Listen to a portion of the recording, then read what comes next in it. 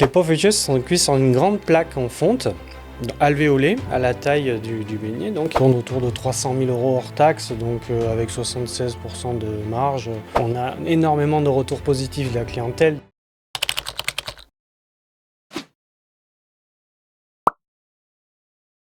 Bienvenue dans l'Aventure Franchise, le podcast qui vous emmène dans les coulisses des marques qui se développent en réseau. Aujourd'hui, je vous propose de partir à la découverte d'un concept aussi gourmand qu'original, Poffel. Pour comprendre l'histoire de cette marque, il faut revenir à ses origines, en Dordogne, dans le Périgord, avec une crêperie pas tout à fait comme les autres. Poffel, c'est d'abord une histoire de passion et de savoir-faire. Une crêperie qui propose des spécialités inspirées de la tradition hollandaise, préparées avec des recettes authentiques et des produits de qualité. Depuis plus de 10 ans, l'établissement cultive une cuisine faite maison, généreuse, conviviale, où se mêlent le savoir-faire néerlandais et les produits du terroir du Périgord. Au fil du temps, un produit en particulier va attirer l'attention, les poffertjes et les pancakes. Un produit simple, gourmand, très visuel et surtout parfaitement adapté à un concept moderne de restauration. C'est de là qu'est née l'idée de créer Poffel. Une marque pensée pour moderniser et structurer ce concept gourmand et lui permettre de se développer à plus grande échelle. Dans cet épisode, nous allons découvrir comment est née l'aventure de Poffel, comment un restaurant local peut devenir un concept duplicable, pourquoi le produit Poffertjes est devenu le cœur du projet et surtout comment Poffel ambitionne aujourd'hui de se développer en franchise. Si vous êtes entrepreneur, futur franchisé ou simplement curieux de comprendre comment naissent les concepts, cet épisode est fait pour vous. J'ai l'immense plaisir de recevoir aujourd'hui Patrick, le co-créateur de Poffel. Bonjour Patrick. Bonjour Jean-Luc. Avant d'être franchiseur, tu as été entrepreneur. Est-ce que tu peux me raconter tes débuts d'entrepreneur ?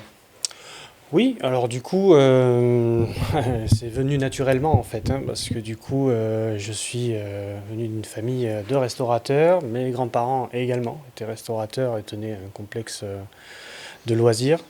Donc c'est venu naturellement. J'étais dans les cuisines depuis tout petit et du coup, faire découvrir ces crêpes hollandaises un peu particulières et ces petits beignets poffertjes, comme tu sais très bien le dire, sont très appréciés par déjà la communauté de là où on vit, c'est-à-dire en Dordogne, et très peu connus en dehors justement de la Dordogne. On a pu la faire découvrir depuis plus de 30 ans dans la région, donc Corrèze, Dordogne et Lot. Et là, on voit que pas mal de touristes viennent dans notre établissement et connaissent pas. En fait, ils se disent mais ça vient d'où ? Et voilà, et on leur explique. Et on voit qu'il y a quand même un attrait et les gens, ça leur plaît. Donc du coup, on se dit pourquoi pas. On se lance tout doucement. Très bien. C'est quoi les premiers défis d'entrepreneur quand tu as créé Poffel auxquels tu as dû faire face ? L'administratif. Forcément, la banque aussi, c'était un peu compliqué au début, surtout quand on s'est lancé avec mon épouse, c'était en plein milieu des 2 confinements, donc de Covid, très compliqué. Mais c'est surtout la banque, c'était un peu compliqué, il a fallu en faire 1, 2, 3, et puis au bout d'un moment, après, quand on arrive à trouver la bonne personne qui nous fait confiance, après ça se déroule tout seul. Ouais. Donc le conseil, ne pas se limiter à une seule banque, d'aller chercher le bon conseiller, celui qui croit au projet. C'est ça, exactement. Ok, très bien. Si tu devais résumer ton concept aujourd'hui, Poffel, en quelques mots, quel serait-il ? Gourmandise, voyage et sucrerie. Ok. Très bien. Et pour ceux qui découvrent le concept aujourd'hui, Poffel, en une phrase, comment tu pourrais présenter Poffel ? Compliqué en une phrase. Ou 2 phrases, ou 3 phrases. Disons que c'est une crêperie pas comme les autres, qui attise la curiosité. Il y a 2 spécialités, donc pannenkoek, les crêpes, et poffertjes, les desserts. C'est ce qui fait la principale, c'est exactement la principale différence. C'est ça. Alors, si vous-même vous êtes candidat à la franchise, abonnez-vous au podcast L'Aventure Franchise, où toutes les semaines nous découvrons une nouvelle enseigne et peut-être votre futur projet. Alors, au passage d'entrepreneur à franchiseur, désormais, quel a été le déclic pour dire je vais développer un réseau et je vais devenir franchiseur ? Bah, je l'ai eu depuis tout petit en fait. Déjà, j'en parlais avec ma mère quand que j'avais 14-15 ans déjà. J'ai dit, mais pourquoi tu ne le développerais pas en plusieurs établissements, là. Elle me disait, mais tu sais, c'est compliqué, c'est dur et tout. Mais elle n'avait pas encore réalisé comment ça fonctionnait en fait. Elle ne savait pas comment ça fonctionnait une franchise, un début de franchise. Il pensait qu'il fallait avoir beaucoup de fonds, qu'il fallait, voilà, c'était beaucoup d'investissements, faire confiance au prochain. Je dis, mais non, faut former, discuter, voir Jean-Luc. Et ça passe bien, bien sûr, ouais. Ouais, ouais. Et pourquoi avoir choisi ce modèle de franchise et de pas t'être développé en propre finalement? Qu'est-ce qui Mais te freinait? ça me freinait par rapport justement, comment ça s'appelle, aux employés, entre guillemets, ou comment dire, aux responsables qu'on veut mettre à l'intérieur de son propre établissement, qui ne sont pas forcément indépendants. On est toujours obligé d'être derrière eux. Tandis que là, la franchise, ils sont indépendants quand même. On fait une formation, ils peuvent toujours revenir vers nous et ils sont quand même propres, ils peuvent vivre leur vie en donnant forcément un peu de retour, mais c'est eux qui sont sur le terrain finalement et qui font vivre l'entreprise, quoi. Tandis que pour un employé, quand on a à propre, on a toujours des doutes en fait par rapport à si ça se passe bien dans l'établissement. Ouais. Oui, c'est un pari gagnant-gagnant, en Oui, fait. c'est ça. Bon. Et quelle est ta vision? Parce que tu démarres le développement du réseau. Quelle relation tu vises avoir avec tes futurs franchisés? Comment tu vois ces relations humaines? On sent que c'est encore un concept très, très humain, hein, c'est familial. Est-ce que tu veux reproduire ça? Comment tu vois cette relation? Comment tu vas la vivre, cette relation? Oh, le plus humainement possible, comme tu dis. Après, c'est vrai que nous, on est quand même familial, donc il faut qu'il y ait une proximité, il faut qu'on ait un échange, il faut qu'on discute, qu'on rigole, qu'on fasse des choses, qu'on essaye. Voilà, il y a beaucoup d'échanges, ouais.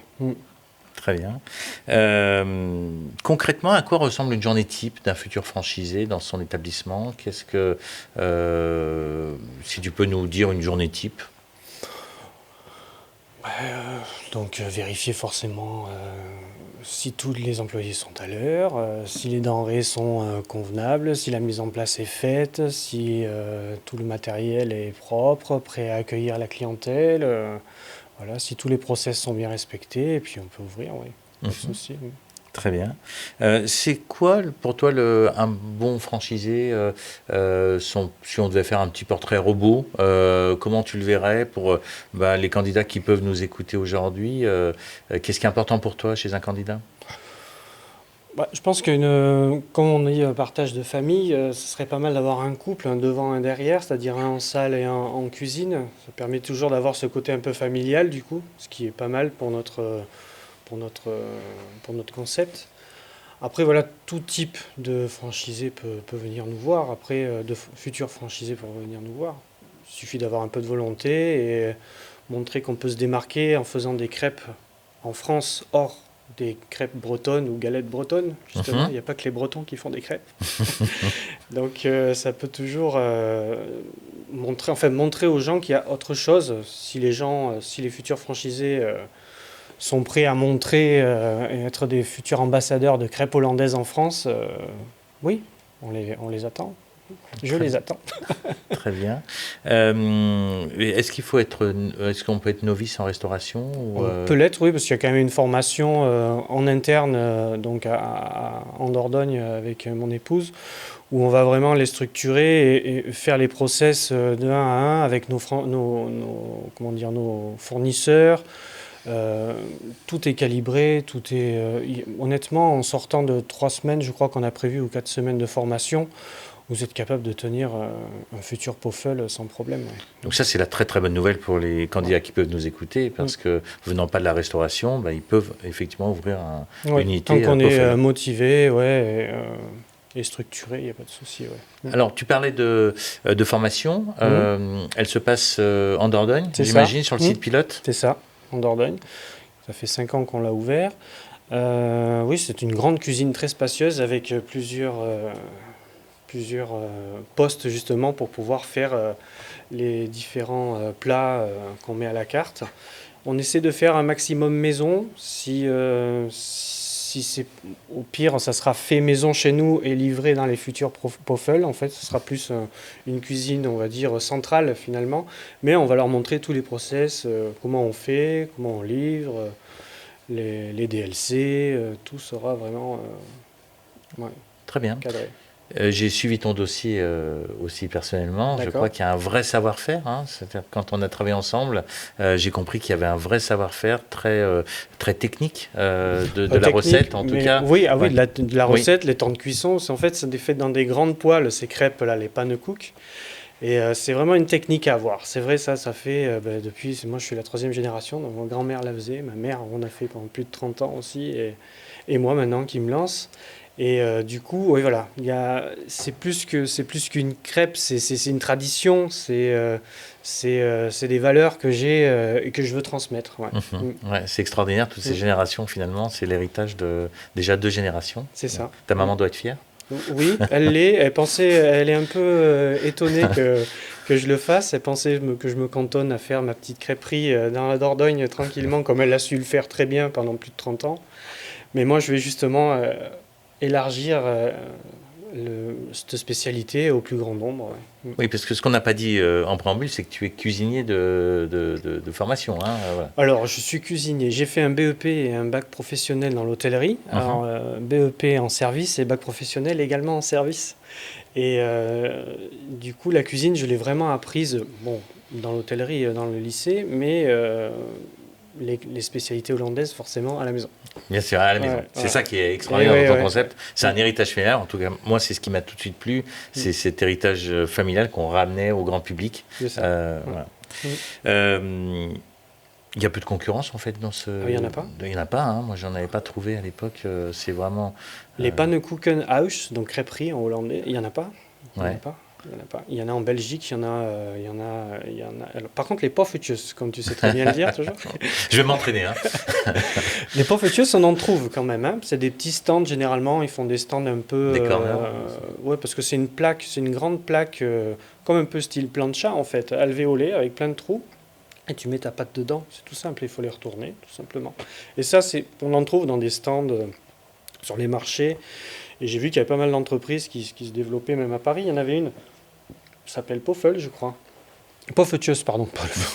Poffertjes, mini pancake ou mini puff, je sais plus. À Paris. Et elle fait que ça aussi. Ouais. Et mais non, mais ça plaît. C'est en train de se démocratiser. Ouais. Et globalement, c'est quoi la réaction des clients quand ils goûtent? Parce qu'ils doivent être surpris, c'est des choses ils s'attendent à des crêpes peut-être normales. Alors les crêpes, les pannekuchen, c'est des crêpes assez épaisses quand même, finalement. Et en fait, elles sont moelleuses et croustillantes sur le bord. Je sais pas comment expliquer, c'est particulier. Ça n'a rien à voir avec une galette bretonne ou une crêpe française, finalement. Et finalement, oui, les pannekuchen, c'est exactement la même pâte qu'on fasse salée ou sucrée. Voilà. Il n'y a pas de différence, galette ou crêpe. Voilà. C'est la crêpe, on peut la faire salée ou sucrée, la pannekuchen. Ouais. Avec la même pâte. Mais les gens sont surpris. Ouais. Déjà, c'est une taille d'une pizza, finalement. C'est assez consistant. On n'a pas besoin d'avoir 2 galettes bretonnes pour se rassasier. Une pannekuchen, ça suffit. Et du coup, après, c'est le petit côté étonnant, c'est ces poffertjes en dessert, où c'est des petits beignets qui sont sucrés et qui se mangent sans faim. Très bien. Est-ce qu'il faut une note d'extraction dans le local? Et oui. Oui, il faut une note d'extraction. Oui, parce que ça fume. Ouais. En revanche, il faut un local de combien de mètres carrés à peu près? En cuisine, ou tout compris? Tout compris, entre l'espace cuisine et... On peut faire, ça dépend pour combien de couverts en fait. Nous, on avait un peu établi pour 40 couverts, je crois, et ça faisait 70 mètres carrés. 70 mètres carrés? À peu près, ouais. Ok. Le mieux, ça serait d'avoir quand même une vue sur la cuisine, parce que c'est quand même assez spectaculaire quand on va faire les crêpes, parce qu'on les fait sauter, en fait, ces crêpes dans des grandes poêles. Donc elles font des flips, donc c'est toujours, ça attire toujours l'œil. Une cuisine ouverte. Une cuisine ouverte, ça serait, ouais, c'est le plus, ouais. C'est quoi ta part entre l'emporter et la consommer sur place? Alors nous, on est dans une petite ville en campagne, donc l'emporter, c'est pas une grande part dans notre chiffre d'affaires, non. Très bien, c'est quasiment que du sur place. Oui, quasiment, oui. Ok, très bien. Et c'est plutôt familial, tu m'avais dit à l'époque, c'est très familial. Oui, c'est très familial, ouais. Très bien. Où c'est que vous voyez avec Julie dans 3-5 ans au niveau du réseau? C'est quoi votre ambition entre 3 et 5 ans? On aimerait que ça soit dans les départements voisins déjà. On veut pas trop que ça soit éparpillé. Et puis, 1, 2, 3 par an, ça serait déjà exceptionnel. Ça Bon. serait exceptionnel. Très bien. Mm. Ben, tu sais qu'il existe de nombreux success stories en franchise, hein, donc on te souhaite aussi une success story, une belle success Merci. story. Ouais, c'est Et on y bien. croit beaucoup, nous. Ouais. Voilà. C'est gentil. C'est quoi les prochaines étapes pour toi là? Aujourd'hui, on tourne ce podcast. C'est quoi les prochaines étapes Alors, importantes dans le développement? Là, déjà finalisé donc, le DIP. Je suis encore en plein dedans. Je suis à la fin, hein, quasiment. Et après, se lancer sur les différents supports et commencer à faire lancer le concept, à faire découvrir le concept ouvertement à tout le monde. Ouais. Dans cette partie modélisation, d'accompagnement entre le tout début et presque la fin, qu'est-ce qui t'a le plus surpris, fait plaisir ou étonné dans toute cette partie-là? Quel a été ton ressenti? Non, au début, on voit que tout est structuré, tout est pensé. Et non, on voit on est pris par la main. Et puis, on voit qu'on n'est pas tout seul, quoi. Si on a une question, il y a une réponse. Voilà, il y a toujours où se faire rassurer. Ou voilà, on est vraiment épaulé du début jusqu'à la fin. Ouais. Okay. Alors, tu arrives à la fin de la modélisation. Hein. Tu parlais à l'instant du DIP et du contrat. Qu'est-ce qui t'a le plus plu finalement, ou étonné ou surpris pendant toute cette phase de préparation du modèle d'entrepreneur à tête de réseau? En fait, j'étais très content de l'accompagnement, en fait, parce qu'on voit dès le début, on a une idée un peu floue de ce qu'on veut faire, on veut le faire, mais on ne sait pas comment, et on voit qu'on est quand même bien épaulé par Framboise, et du coup, ça rassure, parce que du coup, dès qu'on a une question, ils sont là, sur quoi que ce soit, on voit que l'accompagnement est pro et bien suivi, quoi. On voit qu'on n'est pas face à quelqu'un qui n'écoute pas ce qu'on a posé comme question. C'est vraiment très bien accompagné. Ouais. Très bien. Et est-ce que tu avais des craintes au démarrage finalement, ou des peurs, ce qui est tout à fait légitime? Je les ai toujours, oui. Ouais. Ouais. Et quelles sont-elles alors, ces craintes et ces peurs? Que ça plaise pas, que c'est mal structuré, que c'est mal... voilà, qu'il y a toujours quelque chose de mal fait, en fait. C'est ça les craintes. Ouais. Très bien. Mm. Et peut-être de confier la marque peut-être à certaines personnes ou Non, ça non, ça me okay. ça me dérange pas. Non. Ok, très bien. Mm. Vous êtes ouvert 7 jours sur 7, 5 Non, jours sur 7? non, on a une famille. Donc, bien sûr, nous, on travaille en Dordogne, donc c'est quand même la période à partir de Pâques commence à être bien chargée. Donc là, on fait une plage d'ouverture un peu plus large, ouais. Et après, en hiver, on redescend un peu. Mais après, en été, on fait qu'un seul jour de fermeture. En ouverture en continu, c'est quand même des belles ouvertures. Juillet-août, ouais. Uniquement. Après, on prend 2 jours de fermeture dans la semaine, ouais. D'accord. Le village fait combien d'habitants? 1000. Donc en fait, on a quasiment 5 bonnes nouvelles sur le concept Poffel. C'est qu'il n'y a pas besoin de locaux importants en termes de taille. Ça, c'est aussi une bonne nouvelle pour les candidats qui regardent et le risque qu'ils peuvent prendre sur les locaux. Ça fonctionne très bien sur une ville à 1000 habitants. Oui. On a un produit simple qui en plus se consomme quasiment toute la journée. C'est ce que tu dis. Oui, la crêpe, c'est toute la journée. Ouais. Voilà. Et qui répond surtout aussi à un besoin d'une famille. C'est-à-dire que c'est très familial, et donc qui dit famille, il dit multiplié par 4 ou 5 le nombre de repas servis plutôt que ce soit en duo, etc. C'est ça. Ouais. Alors, et on a une chose qu'on n'a pas du tout abordée, c'est l'aspect financier. Alors tout d'abord, pour intégrer les réseaux Poffel, comment ça se passe entre les droits d'entrée, la formation? On a vu qu'il y avait une formation très solide de 3-4 semaines sur place. Sur place, ouais. Où tu vas t'occuper personnellement, je crois, des candidats. Ah oui. Voilà. Ils vont passer entre tes mains et celles de Julie. Ils vont passer à la moulinette. Voilà. Alors, on n'a pas abordé du tout le point financier, Patrick. Alors déjà, pour intégrer le réseau Poffel, quels sont les droits d'entrée, la formation, les royalties? Alors, c'est 30 000 € pour le droit d'entrée. Donc, il y a la formation quand même qui est comprise. Et après, vous avez des royalties de 5% et sur le chiffre d'affaires, et puis 1% pour la publicité. Ouais. Très bien. Et je crois savoir qu'il y a une essence au démarrage, c'est-à-dire que quelque chose de très très fort, c'est que tu te déplaces pour assister les premiers jours d'ouverture. C'est ça, oui, voilà. parce qu'on veut que les choses soient bien faites. Donc, et puis pour rassurer tout le monde, quoi. Ouais. Ouais. Donc oui, c'est important d'avoir ces 2 jours d'assistance au démarrage. Ouais. Ouais, ça c'est très très prisé des franchisés, des futurs franchisés, parce que ça les rassure, même ça. s'ils ont appris en formation, mais se retrouver tout seul le Ouais. jour J de l'ouverture, qui est souvent un jour important. Très important. Et c'est vraiment super que tu première puisses le impression, faire ouais. et te déplacer. Ouais. Ouais, Donc ça, tout à fait, ouais. c'est vraiment très bien. Le chiffre moyen, si on parlait de chiffre, la première année, Après, tout dépend de l'endroit, mais je pense qu'on est autour de... Nous, on tourne autour de 300 000 euros hors taxe, donc avec 76% de marge. Je pense que c'est totalement réalisable dans les autres villes aux alentours, oui, tout à fait. donc Ouais. j'ajouterai un 5e point aux 4 points que j'ai décrits tout à l'heure, c'est la marge, 76% Ouais. dans tout ce qui Ouais. est food, c'est Ouais. rarement vu, quoi, hein, 76%, c'est extraordinaire. Avec peu de pertes, j'imagine Ah également. oui, très peu de pertes, parce que tout est maîtrisé, tout est calibré. Oui, non, il n'y a pas très peu de pertes. Ouais. Ok. Et l'investissement de départ maintenant pour ouvrir un Poffel, entre les machines, à peu près. Hein, Voilà, la tout dépend fourchette. du local, forcément. S'il y a du local, si on reprend un restaurant ou qui a déjà un peu de matériel, bon, on peut toujours entre 70 et 120 000 euros, on va dire, maximum. Ouais. Clé en main. Clé en main. Ok. Qu'est-ce qui est le plus onéreux? C'est les machines pour Le produire. mobilier, ouais, les machines, pas tant que ça, les machines D'accord. finalement, mais surtout le mobilier, décoration et encaissement, frigo, oui, bien sûr. Ouais. Ok.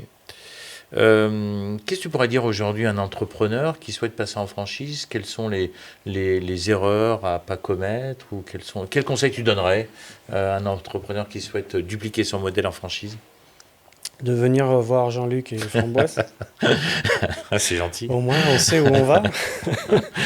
Et on a énormément de bons conseils, donc oui. Se faire accompagner. C'est l'accompagnement, tout à fait. Ouais. Très bien. Si un candidat nous regarde pour intégrer Poffel, qu'est-ce que tu pourrais lui dire pour le convaincre de faire ce métier et de le faire avec toi, avec vous, avec Julie? Ça va être une aventure extraordinaire, quoi, parce qu'on a énormément de retours positifs de la clientèle, donc ça peut être on a toujours le smile du matin au soir, donc il faut venir nous voir, quoi, pas de problème. Ok, puis c'est un produit quand même unique, hein. C'est vrai que dans Ouais, la restauration, c'est c'est un produit qu'on ne connaît pas et aujourd'hui c'est une niche, hein, dans la restauration, donc c'est vraiment très sympa. Est-ce que tu as une anecdote à nous raconter sur ces 10 ans d'expertise Comment on dit Pofficius? Est-ce que je suis le seul à ne pas savoir le dire? Non, justement. Mais c'est rigolo parce qu'au début, les gens, quand ils viennent, qu'est-ce que c'est? Ça veut Pofferge, Pofferge, tu sais qu'est-ce que c'est? Et puis après, au fur et à mesure, ils les mangent, ils les adorent, du coup, ils le font découvrir aux autres et puis ils savent mieux le dire au bout d'un moment. Plus ils en mangent, mieux ils savent le dire. Alors on l'a dit, les crêpes sont très très différenciantes. Hein. Oui, je ne vais pas les reprononcer parce que là, c'est les pannekuchen. Ouais. Les pannekuchen. Ouais. Est-ce que tu peux nous décrire un peu pour notre public finalement comment sont les crêpes, comment elles sont faites, etc. Pour bien qu'on puisse s'imaginer. Alors, c'est une cuisson au gaz. Ouais. C'est une cuisson au gaz dans une grande poêle de 30 cm. Donc on met bien sûr la pâte à crêpes. Donc après on met pour le salé, on met par exemple des tranches de jambon, tranches de fromage, donc du gouda, du chauda exactement, des champignons, de la tomate sur la pâte à crêpes. On met un petit filet de pâte dessus. Après on la décolle et on la fait sauter. Donc elles sont cuites des deux côtés. En fait ça fait une crêpe assez épaisse et assez consistante. Hein, ouais. Et le crêpe sucré, donc on peut la faire simple, sans garniture. Et après, on rajoute par-dessus, elle est garnie par-dessus. Ouais. Ouais. On arrive à faire sauter une crêpe de 30 cm. C'est ça qui est... Ah oui. Ouais. Et qui peuvent faire jusqu'à 700 grammes, hein, les crêpes. Okay. Ouais. Donc là, il y a déjà un vrai savoir-faire. Ah oui. Ouais. C'est une petite dextérité, mais après, ça vient tout seul. Hein. Faut vraiment apprendre et je vais le faire apprendre. Les ingrédients viennent aussi en partie d'Hollande? Pas tous, parce qu'en fait, on essaie de franciser un peu le concept Parce que si on fait vraiment que des produits hollandais, les Français seront moins alléchés en fait. Par rapport à, en fait, c'est entre la pizza et la crêpe. Donc on met des tomates, du jambon, du fromage, des champignons. Le fromage, bien sûr, on met le gouda. Mais après, on peut mettre du chèvre local, on peut mettre du miel local, des noix locales, voilà, du magret. Voilà, on fait avec des ingrédients, on va dire, plus français qu'on peut mettre dans une crêpe hollandaise. Donc voilà, c'est tout. Ça rassure les gens. Ouais. Okay. J'imagine que tu as une récurrence de clients, des clients qui reviennent oui, toute l'année. Oui, bien sûr. Oui, okay. Ils viennent quasiment même tous les mois, voire toutes les semaines. Il y en a, ouais. C'est génial. Ok, super, super. Et après, il y a les poffertjes. Les poffertjes, très bien. Parlons-en. Alors, les poffertjes, c'est cuit sur une grande... Je ne vais pas te poser grande... la question pour ne pas le prononcer. J'avais bien compris. Et donc, les poffertjes sont cuits sur une grande plaque en fonte, alvéolée, à la taille du beignet. Donc, et on met cette pâte sucrée à l'intérieur, légèrement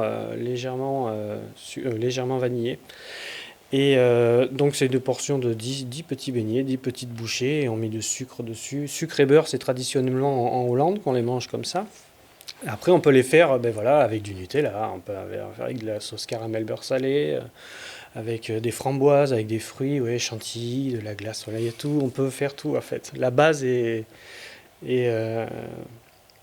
comme, enfin, c'est ça, on va dire, c'est entre la gaufre et le blinis, voilà. C'est voilà, pour se visualiser le... Alors, ce qu'il faut dire à nos auditeurs, c'est qu'il est midi presque, donc ça nous donne vraiment... on a l'eau à la bouche quand on écoute, on a l'appétit ouvert. Merci. Est-ce que tu voudrais dire un mot de la fin, Patrick ? Si tout ça vous a donné envie de goûter ou d'essayer. On est là, les beaux jours arrivent en Dordogne, donc c'est l'occasion de venir à côté de ça, là, à Proissant. On mettra en description l'établissement et puis on vous fera découvrir les spécialités hollandaises sur une jolie terrasse. Vous allez voir, il faut venir en Dordogne. Bon, merci beaucoup Patrick. Ce podcast signe le lancement du réseau Poffel. On te souhaite longue vie. Nous, on y croit beaucoup pour toutes les raisons qu'on a évoquées. Bonne chance pour le développement. Merci. Et à très vite. Et à très vite. Merci Jean-Luc.